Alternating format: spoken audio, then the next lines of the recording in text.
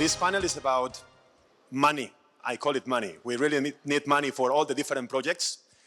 And I do say money is actually the one that flows to make everything happen. But in case of batteries, it's an extremely new technology. Not everyone is aware about it, and not everybody understands the risks. How to make batteries bankable, how to raise money from banks, how to raise money from equity investors and make money out of batteries. And hopefully after this presentation, and I promise it's not going to be a sponsorship about Maxxen, I'll try to give you some neutral messages for all of you to take your own conclusions. I do believe energy storage is one of the most powerful industries right now to be in, especially as an investor. There is absolute great tailwind in this industry, and hopefully we all understand this in the Romanian market as well. It's a very, very nice opportunity for you guys, investors out there. So just starting with a little bit of controversy. Whether we like it or not, 95% of the battery cells are manufactured in China.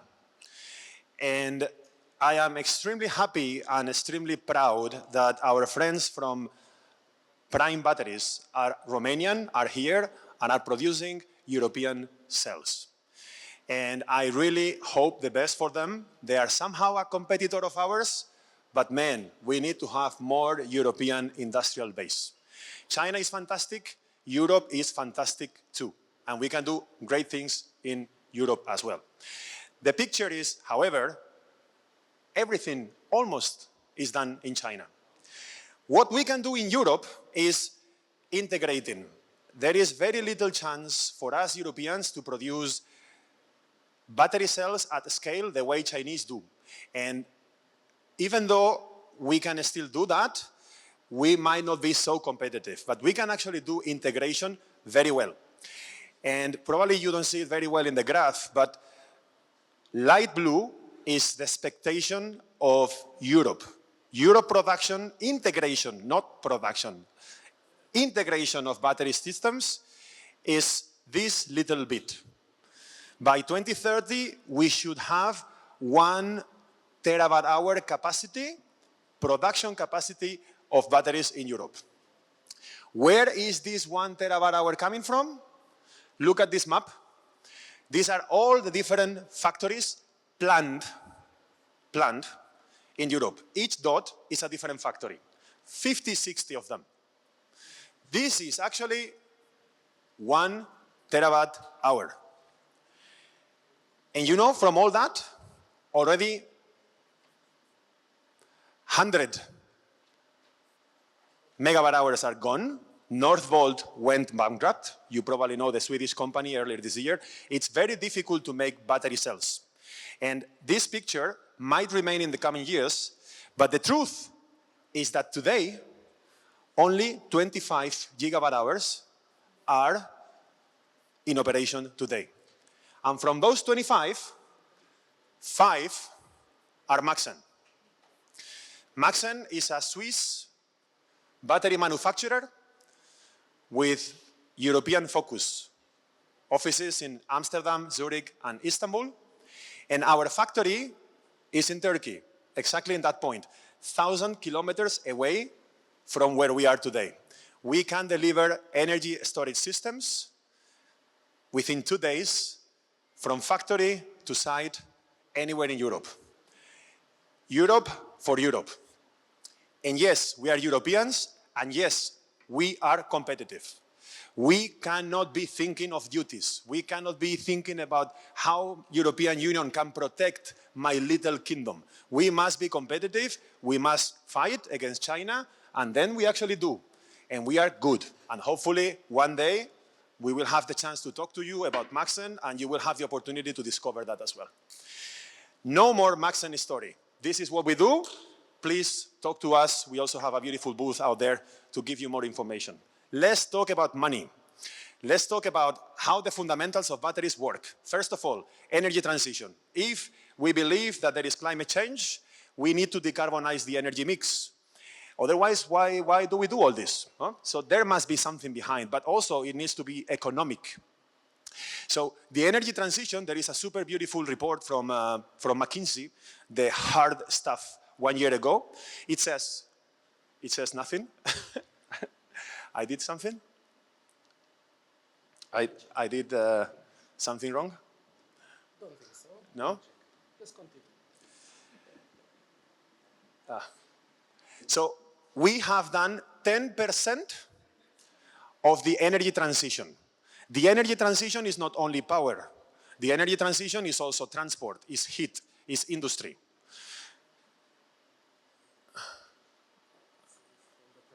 Okay. So we still have 90% to do. And we are here in the energy transition industry. This is good news. There is a lot of work for all of us. We need to do a lot of things still, in Romania as well, by the way. But this is the overall economy. What about power? In power, we have already done it doesn't go? Yeah, now, 50%. 50% of the electricity mix, approximately, globally, is already decarbonized. But we still need the other 50%. Is it me going that, or maybe it's the colleague behind? I think it has a slight delay. Yeah, okay. Nah, I think it's not running. No. Maybe it's the colleague who is running it? Or? Yeah. So anyway, this is green power energy. We still have to do 50% of the energy transition. We need to add more solar, we need to add more wind. And this is very good news for the industry. Look at this map from Europe. In Europe, exactly the average is 42% of the electricity mix is renewable. And if you look at Romania, maybe you don't see the number, but it's exactly 42% also. So coincidentally, in Romania, we are exactly in the same average like the rest of the average of Europe. But we still need to do the other half of the decarbonization. So yes, we can do solar, we can do wind. Yeah. Yeah. So solar and wind are actually the fastest growing technologies so far. They've been growing much faster than any other conventional generation asset. But batteries are growing even faster. And they are growing even faster because of the Moore law. 90% of cost has been reduced in the last 10 years. It took 15 for solar. There is already more than 100 gigawatts of batteries installed worldwide. And the price that you have there, you have the price on the line. The average is $120 per kilowatt hour, global average. Tesla is selling in United States at 200. We are selling in Europe below 80. Average is 120, and it's still going down. Of course, it's flattening out, but batteries are really becoming a very investable asset. And because we have 100 gigawatts, we still need a lot of batteries to compensate for the intermittency of renewables. We have to do 30 times what it is today installed in the world. So when you look at the growth rates, it's a pity. Yeah, goes. No? Okay. Is the computer behind? Maybe we can bring it here, or? No? Behind there. But, because it's not really going. Solar is growing 6% per annum. Wind is growing 3% per annum. Do you know how much batteries are growing in the coming 5 to 10 years? The next click is actually the answer. Huh? Almost 15%. Fantastic growth rate, fantastic industry to invest in. So, yeah, storage by definition is a flexible source of energy. What can storage do? All the ancillary services for the grid. Frequency regulation, voltage You just click all of them if you want. Grid balancing, grid forming, peak shaving for demand side, commercial applications. You need to have power. With the battery, you need less power. But the three most important sources of growth for batteries is shifting, arbitrage, and capacity markets. And this is exactly what we also need in Romania. And this is what we are going to show also in the next slide. If you can actually go click here. Once again, here is what is actually Europe requiring in terms of long or short-term storage. The blue bar, the longest one, this is short-term storage, intraday storage. The perfectly space-fitted for lithium-ion batteries. And that's why it is booming all over the place, because you need intraday flexibility, which is exactly what LFP batteries are capable of doing. Please. So these are the proportion of the different applications that you can have out of batteries. You probably don't see the legend, but the light green on the left, which is actually the largest green, the largest band, is energy shifting, capacity, arbitrage. Those are the applications of batteries today, and that's actually what's going to happen also in this part of the world. The right picture is Europe, and this is the number of batteries that are expected to be installed in Europe, and again, green is the largest portion of all that. Please. Once again, hopefully you will have this presentation after the meeting, so you can actually have all these numbers yourself. Just some examples of the region: Spain, Italy. I am from Spain, by the way, so this is actually the market that I know the most. Spain is all about energy arbitrage, speculation, trying to sell cheap and then trying to sell to buy cheap and sell expensive. Capacity markets, co-location with different solar assets. That's exactly happening the same in the rest of the south of Europe as well. Particularly, Italy also has ancillary services which are also required in Romania. That's another very nice, interesting business model for the batteries. And what are the drivers? So you know this duck curve. This is summer last year, somewhere in July in Spain. Between 2019 and 2023, 24 is actually not there. The spreads are getting bigger, and this is happening in every single market.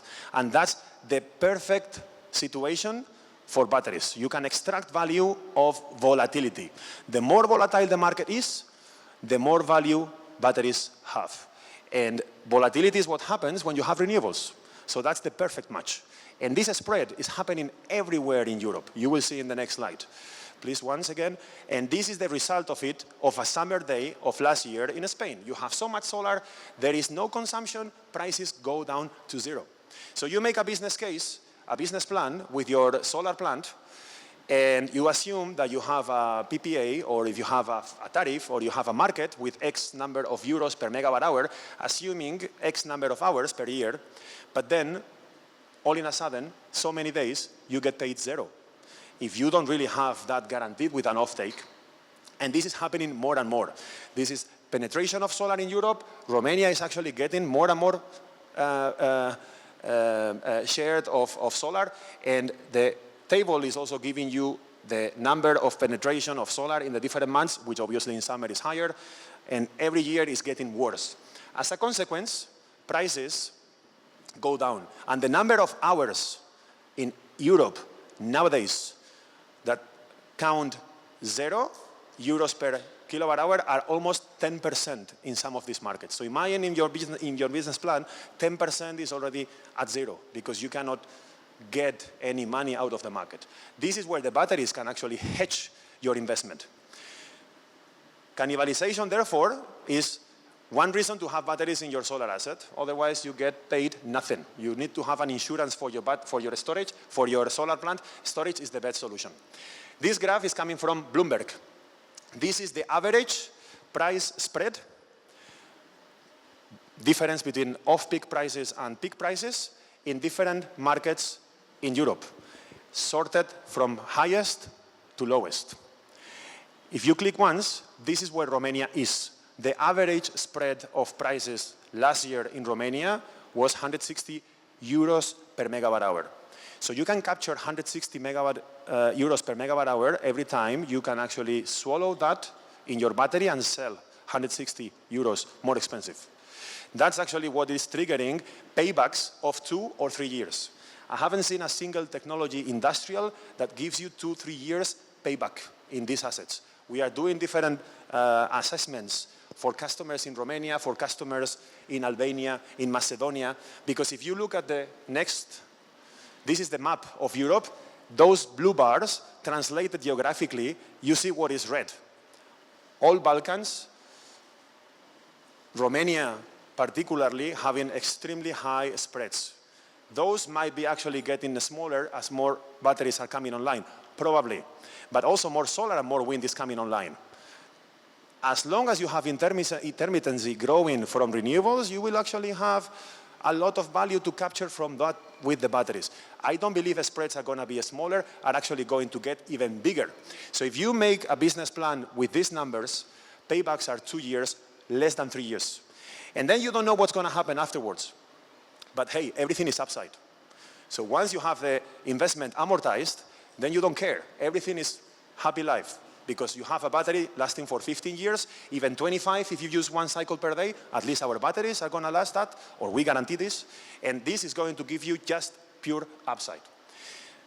If you click here, that's the threshold that Bloomberg says is required for a 2-hour battery to make a business case out of a battery installed in a country where the only business model is arbitrage. Romania is above that threshold, only with arbitrage. If you add another revenue stream, capacity markets, ancillary markets, all those things are actually coming on top. So the paybacks can be even, if you structure this well, very, very short. Please, Adrian, thank you. So just to complete my vision of how I see bankability, what do you need in a battery investment to make it bankable? So the first is having an offtake, having a market. Where do you sell your services to? The right picture is the different sources of money, of business models for different countries in Romania. In Romania, unfortunately, you probably cannot see it very well. There is a market for, obviously, arbitrage. You can buy cheap and sell expensive. There is a market for ancillary services. We probably don't have yet a very consolidated capacity market like it is in Italy, but it's coming, which is great news. But still, even if the market is there, there is also uncertainty. So if you can maybe click 4 times, yes. So there are different offtake agreements that you can have. The most secure agreement that you can have, and the one that is most bankable, and lenders will be happy to lend money for, is tolling. Then you have a guaranteed price, like a rental of the battery, and then you just pay X number of euros per megawatt installed per year. Banks will be very happy to see this because it's completely de-risked. On the other extreme is full merchant. If you are a sponsor of a project and then you believe on the numbers that I actually said before, you don't want to do a tolling agreement because you are missing so much upside on the business case. You can have such a huge return on investment if you just go merchant and then you speculate with the market. An intermediate case is hybrid. Let's have at least a floor, a minimum price that you can actually guarantee, and then the upside you share. These are what optimizers are doing. Optimizers are a fantastic business model. I wish we were also knowledgeable about that, but it's a very complex industry. When you have an optimizer on board, you can actually make very sophisticated things. And if you, what I see, you have at least 40–60% of your revenues guaranteed in a way, the rest you can have it in merchant. This is bankable today. This will be a scenario where in Europe, what we see from banks lending money to certain projects, when you have around 50% of your revenues guaranteed, you can actually raise money from banks. So first lever is offtake. Second lever is quality. There were some colleagues talking about quality this morning, completely agree. What happens if Maxxen doesn't exist in 10 years from now? And you are with your hands tied. The only thing that can protect about that is quality and insurance. And you actually can have an insurance that can allow you to protect against bankruptcy. This has happened in solar. We know it very well. 15 years ago, the leaders are no longer the leaders today. It's going to happen in batteries as well. So the last point here, insurability, is also very critical. Is your battery supplier insurable or not? It has a cost. If your insurance company doesn't insure you, that gives you already a hint that maybe things are not so well. If you are insurable, it's a risk that you can quantify, and that's good news. Then it means that you are playing with a battery manufacturer that an insurance company is believing in, because if they wouldn't believe in, they wouldn't insure you. But certainly choose the right cell. And I don't know the cells from Prime. I'm sure they are fantastic. I am aware about the top three, CATL, EVE, Lithium. As long as you are playing with any of the three, you are probably safe today. Make sure that the manufacturer, the integrator, owns the factory. If you see quite some of the players that I've seen before, they actually don't manufacture the battery. They put the brand on top of the container, but they are actually not integrating it. They are subcontracting it. Ask that question. You want your manufacturer or your integrator to be the integrator, not to buy from third parties. Safety. UL 9540 and NFPA 855. Those are the two most important, beyond other certificates that you require in order to guarantee that what you are actually buying is going to be safe. It's not going to burn. It's not going to go into thermal runaway. And software. Make sure, ideally, that all the data remains in Europe. That it's not a black box. That it's not coming from somewhere else and you don't know exactly what's going on. BMS, EMS. Try to use European solutions. Try to use solutions which are hosted in Europe. That gives you a sense of security and privacy that you may not have if you buy a product from overseas. Last but not least, guarantees. Yes, you have constructed the plant, you have maybe an insurance, and everything is working fine. But how fine? You need to have some thresholds. 3 guarantees you need to get. Capacity, round-trip efficiency, and availability. Make sure your OEM, your manufacturer, is granting you long-term service agreements. Commitment, skin in the game. The manufacturer needs to be involved with you guys for 15 years at least, and it should guarantee all these things to you. Don't just take a manufacturer that gives you a paper with a warranty and then off you go maybe in 7 years. If there is a claim, pray and see exactly if they help you or not. Get your manufacturer engaged with you in the long term. Ideally, you also want the manufacturer in the cap table, investing in the SPV.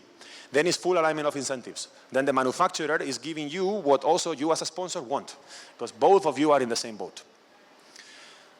Finally, and I promise this is my last slide, there are just other considerations, just 2. End of life, recycling. What do you do with these batteries after 15 years? Honestly, I have no freaking idea. And I believe nobody knows. Everybody's talking, we'll recycle. Yes, I have no idea. And if you take a phone, you probably don't know where the phone is ending today either. But phones, computers, there are only 5% of the batteries out there. These are big batteries. Electric cars are big batteries. And in 5, 10, 15 years, we're going to have a massive amount of minerals embedded in these batteries. We don't need to mine them in Chile or Australia anymore. They will be in Europe. So there will be a value. How much value you can extract from this?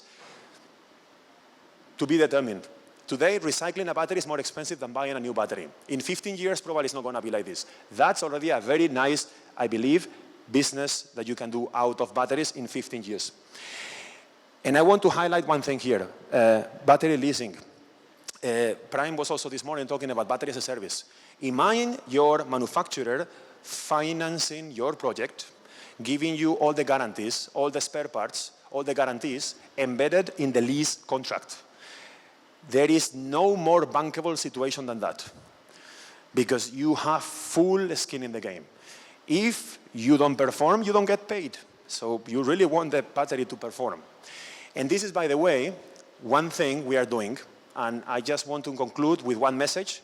We have, and I'm not kidding, 30 million euro to deploy until the end of the year in behind-the-meter projects, to finance behind-the-meter projects. Investment thesis is it has to be in the European Union, and it has to be an energy efficiency project. Energy efficiency behind the meter, maybe an industrial company which needs money, needs energy, then you install a solar rooftop and a battery. We finance 100% of that for either 10 or 15 years, and we have to consume 30 million euro. We are looking for projects to finance. So anybody that wants to get their project financed quickly, please come over because we will actually have the opportunity to discuss about that. We are also deploying another fund for in front of the meter big projects, which will be the dream, right? And a utility scale project that is actually financed by the manufacturer always. We are coming there. Let's talk in Q2, and maybe there is an opportunity to talk. And with this, we conclude.